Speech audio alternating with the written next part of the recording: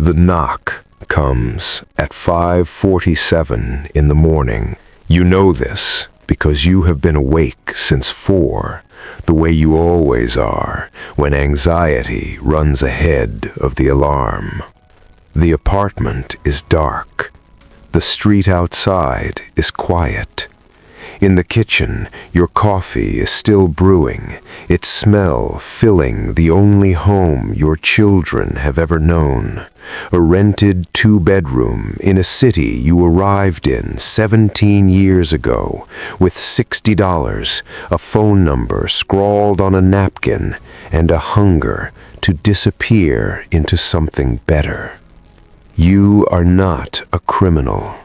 Your neighbors know this. Your employer knows this. The school where your daughter earns honor roll certificates knows this.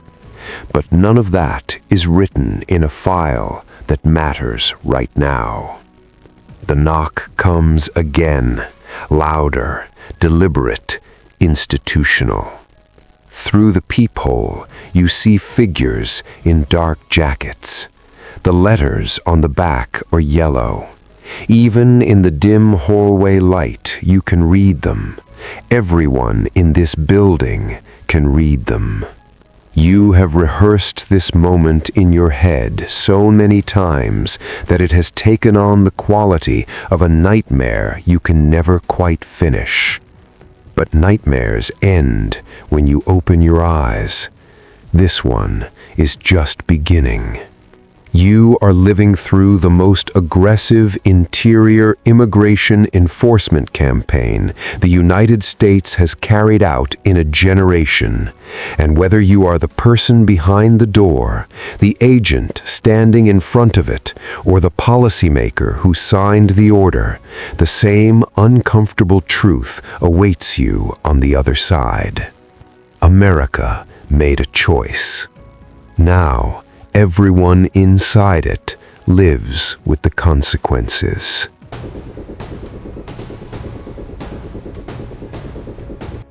The year is 2025. You are an undocumented immigrant living in the United States, one of an estimated 11 million people occupying a legal gray zone that American politics has argued about for decades without ever fully resolving. You came from Guatemala, or El Salvador, or Mexico, or Brazil. The specific country matters less here than the shared condition. You crossed a border, overstayed a visa, or arrived as a child with parents who made decisions you were too young to understand. You built a life. You paid taxes with an ITIN number. You sent your children to public school. You sent money home to a mother who is aging. For years, enforcement was uneven. Interior enforcement, the kind that reaches into cities, workplaces, and homes, rather than patrolling the borderline itself, had been scaled back under multiple administrations. Sanctuary city policies in places like Chicago, New York, and Los Angeles meant that local police generally did not coordinate with federal immigration authorities. The Obama administration had prioritized the removal of people with serious criminal convictions. The Trump administration's first term had expanded the enforcement target pool, but legal challenges and the pandemic disrupted the machinery. Then came January 2025. The second Trump administration arrived with an executive order signed within days of inauguration, declaring a national emergency at the southern border and directing the Department of Homeland Security to dramatically expand enforcement operations, not just at the border, but inland, in communities, in cities that had spent years believing the federal government would not come for them. The administration announced it intended to conduct what officials described as the largest deportation operation in American history. Military resources were authorized to assist. The National Guard was deployed.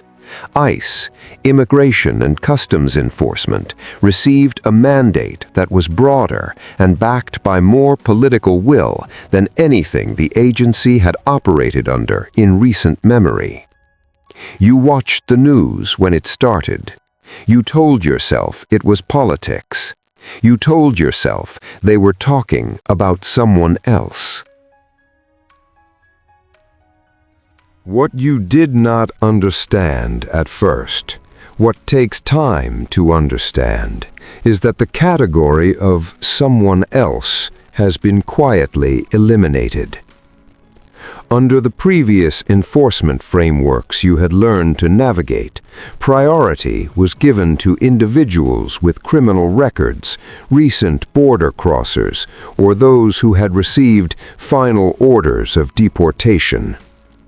If you had lived quietly, worked steadily, and avoided the criminal justice system, you occupied a lower tier of risk. That calculus has changed. The January 2025 executive orders effectively removed the priority tier system. Any person present in the country without legal status is now, on paper, subject to enforcement. ICE agents operating under the new directives are no longer instructed to pass over individuals simply because they lack a serious criminal history.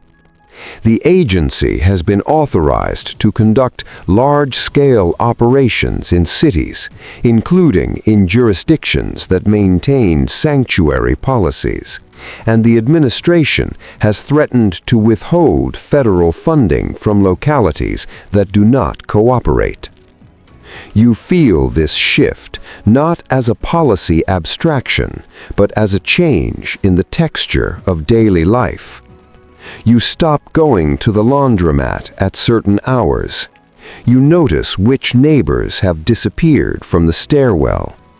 At your daughter's school, teachers send home letters, cautious, legally hedged letters, reminding parents of their rights. You know your rights.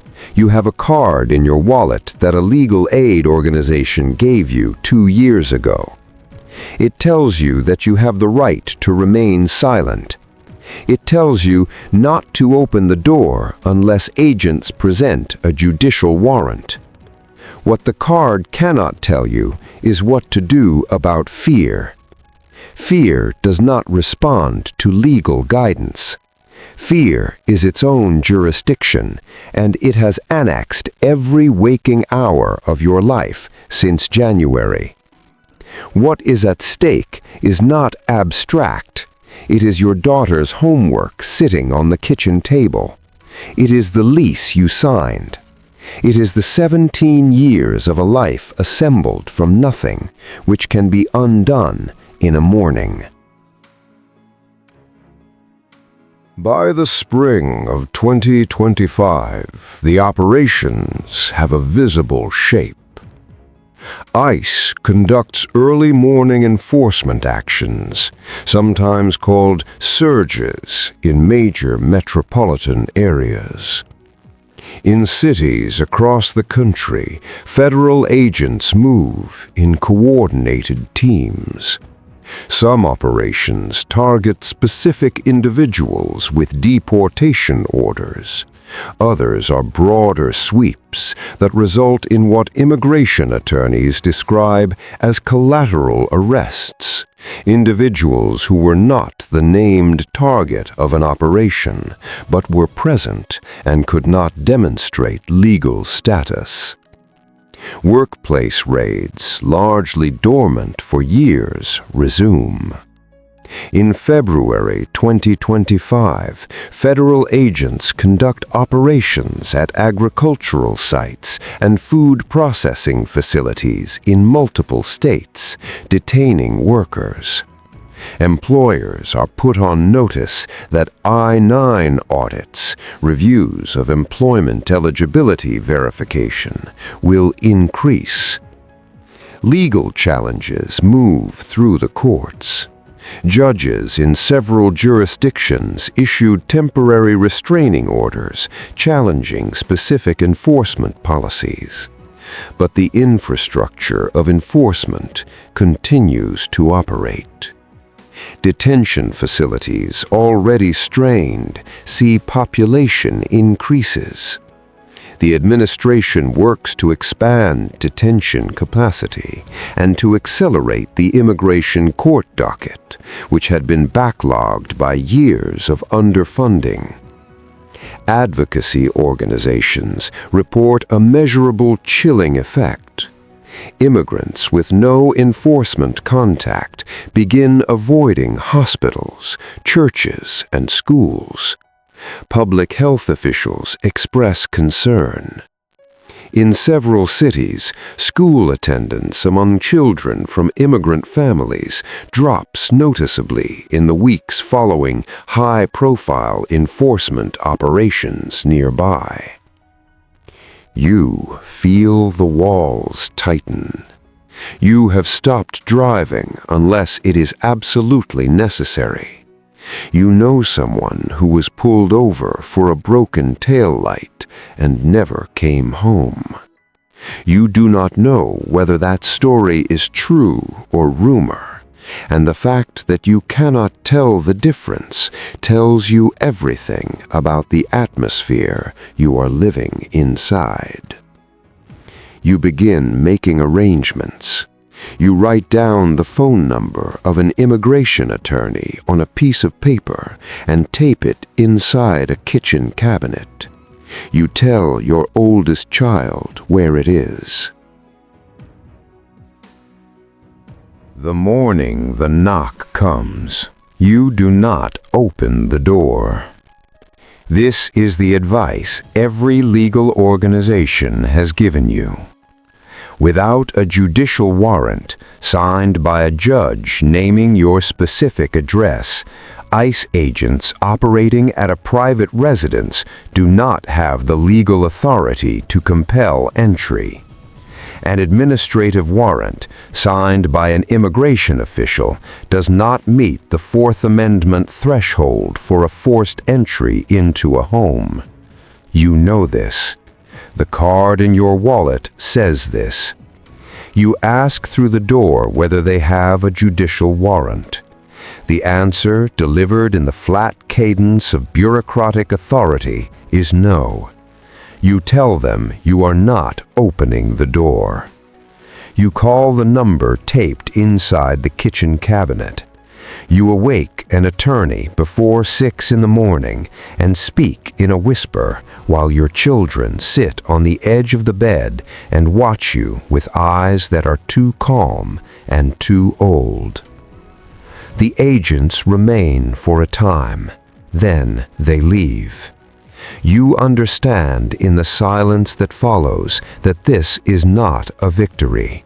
It is a postponement. The person they were looking for, or the persons whose address was logged in a database, correctly or incorrectly, has not become safe. The system has not changed. The executive orders are still in effect. The courts are still deliberating. Congress has not passed comprehensive immigration reform in decades, and there is no indication that it will. What happened this morning, you not opening the door, the agents departing without making an entry, is one data point in a national story with hundreds of thousands of data points, most of them not ending the same way. Across the country on the same morning, other doors open. Other people, less certain of their rights, or more frightened, or targeted by a judicial warrant that does arrive, they are taken, processed, detained, in some cases deported to countries they may not meaningfully remember. The system is working exactly as it was designed to work. That is the most clarifying and most disturbing thing you will understand today.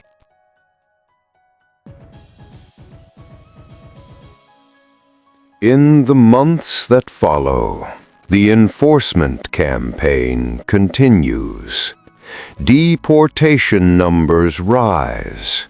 The administration reports figures it characterizes as historic. Critics and independent analysts dispute the methodology of the counts. Legal battles over the scope of executive authority move toward appellate courts and, almost certainly, toward the Supreme Court. The 11 million people who constitute the undocumented population of the United States do not disappear. They cannot disappear. They are woven into the agricultural supply chain, the construction industry, the domestic care economy, the restaurant industry. Economists who study immigration document labor shortages in sectors heavily dependent on undocumented workers. Some industries report disruption. The human cost, diffused and largely invisible to those not living inside it, accumulates quietly. Your daughter goes back to school. You go back to work.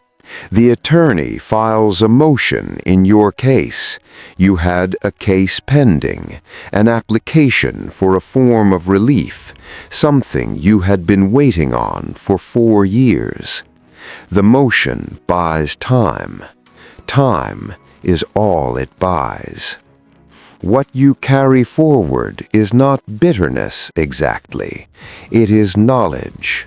You know now, with the kind of certainty that can only be earned at 5:47 in the morning, that belonging is not the same as documentation, that a life built does not constitute a legal status, and that a country's relationship to its immigrants is not settled by any single administration or any single morning. It is an argument America has been having with itself since its founding, prosecuted in different vocabularies across different centuries and never quite resolved. The knock at the door is not the end of the argument. It is not even the beginning. It is what happens when a nation decides for a moment which side it is currently on and asks everyone living inside it to bear the weight of that decision. The question history will ask is not whether the enforcement happened. It will ask what it cost, who paid it, and whether the country that carried it out understood the difference between a law and a value. You do not have the answer. Neither does anyone else. But you are the one who had to live inside the question.